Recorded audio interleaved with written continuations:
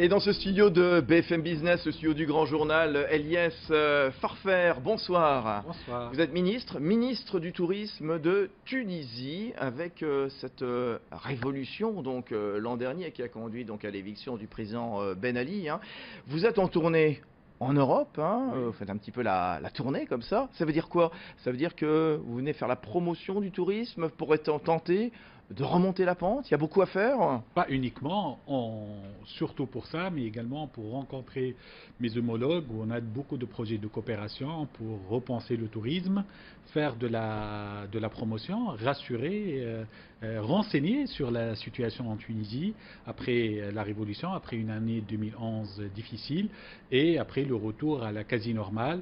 Et les chiffres aujourd'hui le montrent que le retour est déjà là, au moins sur les 4 premiers mois. 2010, un nombre record de vacanciers français, 1 400 000. L'an dernier, 2011, moins 40%.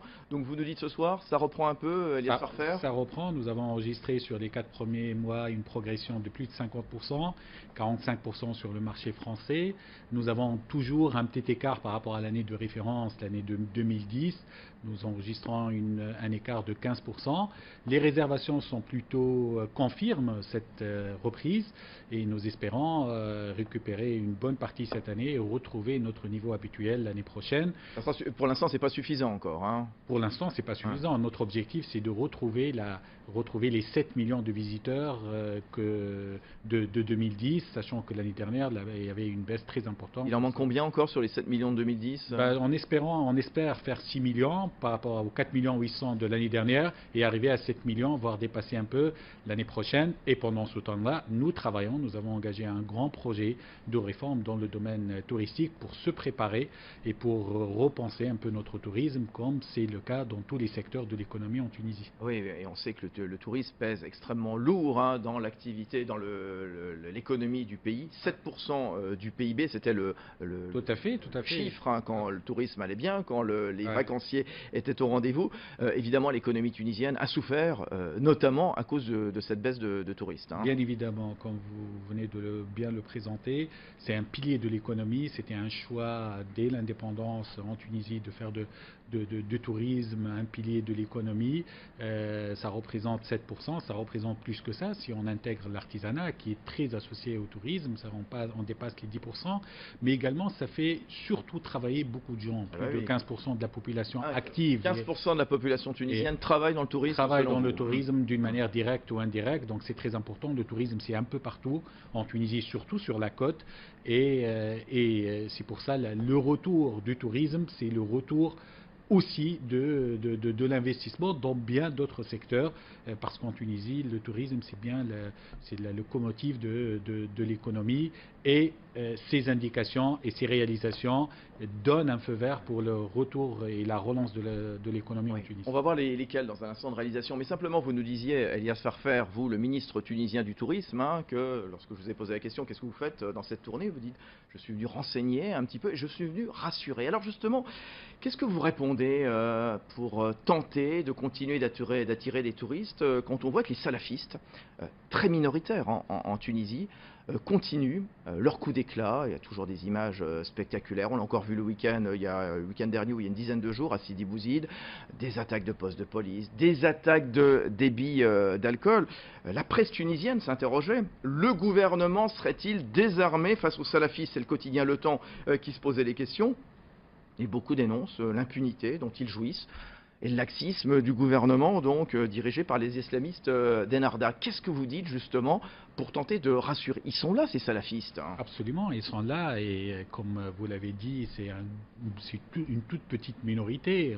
C'est 2 ou 3 000 personnes qui attirent les projecteurs parce qu'ils existent par de l'activisme, par le show. Ça attire les médias, bien évidemment. Ça donne une image malheureusement fausse sur la Tunisie. La Tunisie, c'est 10 millions.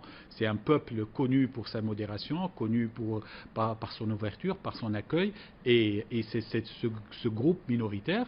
Et aujourd'hui, bien évidemment, le gouvernement essaie de gérer. Vous savez, nous avons beaucoup souffert de la répression et de la solution sécuritaire, de tout sécuritaire. Donc finalement, vous hésitez à intervenir? C'est pas de l'hésitation, c'est uniquement une façon de gérer dans cette phase de transition assez compliquée pour limiter au maximum l'affrontement, mais tout en étant très ferme avec l'intervention du ministre de l'Intérieur, du ministre de la Justice, pour dire qu'aujourd'hui, nous sommes dans un état de droit, il y a des lois à respecter, nous pouvons exprimer librement, et ça c'est de l'acquis de la Révolution. Chacun peut exprimer librement sa pensée, son idéologie, mais en respectant les lois. Et aujourd'hui, nous pensons qu'il y a quelques groupes très minoritaires qu'on essaie déjà de limiter, d'identifier, parce que ce n'est pas que des salafistes, et de dire, si on dépasse la limite, la loi va s'appliquer, et ça va s'appliquer de la manière la plus ferme possible.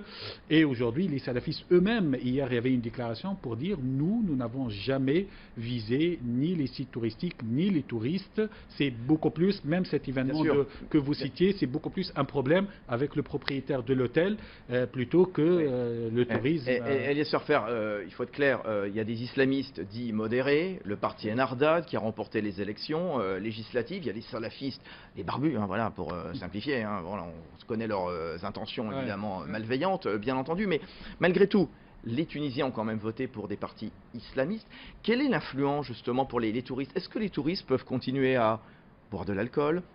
Est-ce que les femmes vacancières, les femmes touristes, peuvent continuer d'aller et venir comme avant finalement, continuer les mêmes habitudes dans un pays qui était extrêmement libre, enfin en tout cas dans les mœurs c'était libre, hein. Je ne parle pas du tout du régime policier qui était à l'époque le régime de Ben Ali, mais enfin en tout cas voilà, on pouvait aller et venir sur les plages tout simplement. Qu'en est-il? Est-ce qu'il y a eu des restrictions d'aller et venue pour les touristes, hein? En aucun cas, bien au contraire. Vous savez, même avant les élections et avant de former cette coalition qui est formée aujourd'hui de partis Ennahda et de deux partis de centre-gauche. Dont le vote, le État catholique, le Forum démocratique pour le travail et les libertés, hein, dont vous êtes l'un des dirigeants. Moi, je fais partie du parti État catholique de centre-gauche. L'Ennahda a fait un programme et il s'est fait élire par rapport à ce programme qui prône un projet de société, d'état civil, que le tourisme est au cœur de son projet de développement, qui ne remet pas en question.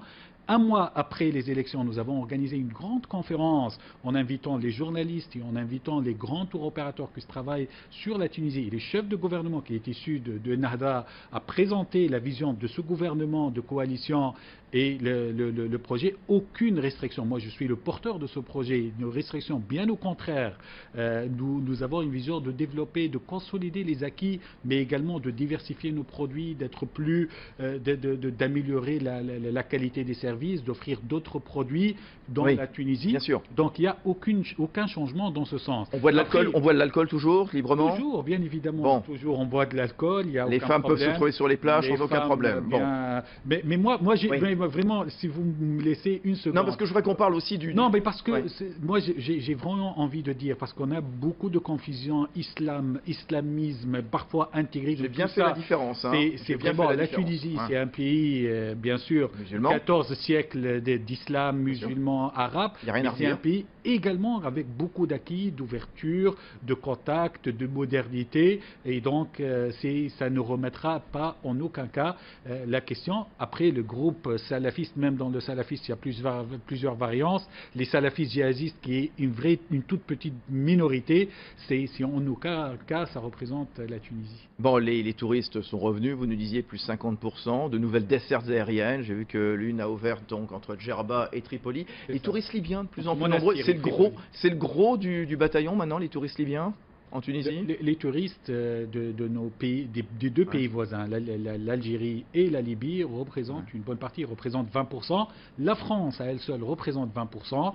Après, les autres pays, l'Allemagne, c'est le troisième pays, l'Angleterre, donc tous ces pays, donc le Maghreb, plus les pays européens de la rive nord. Avec un grand projet d'infrastructure, on a vu que les investissements directs internationaux sont repartis, hein, plus 21% sur un an, spécialement dans le tourisme. Ça veut dire quoi? Il y a eu des rénovations d'hôtels, par exemple? Rénovation d'hôtels, intention d'investir dans de nouvelles unités, des unités de marque, des brands qui n'étaient pas présents en Tunisie jusque-là, Des marques, ouais.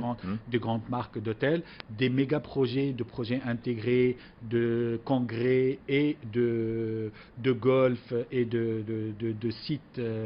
De sites à l'intérieur du pays, donc plusieurs intentions, des intentions qui passent aujourd'hui en projet, et plus on avance dans cette consolidation de la transition, plus il y a le retour de l'investissement et national et étranger. Et étranger. Merci beaucoup Elias Farfer, donc ministre tunisien du tourisme, les touristes qui sont de retour, donc plus 50%, nous disait-il il y a un instant, donc comparé à l'an dernier qui avait vu évidemment une baisse compte tenu de la première révolution arabe, donc qui a vu la chute du président Ben Ali. Merci, à bientôt. Merci beaucoup.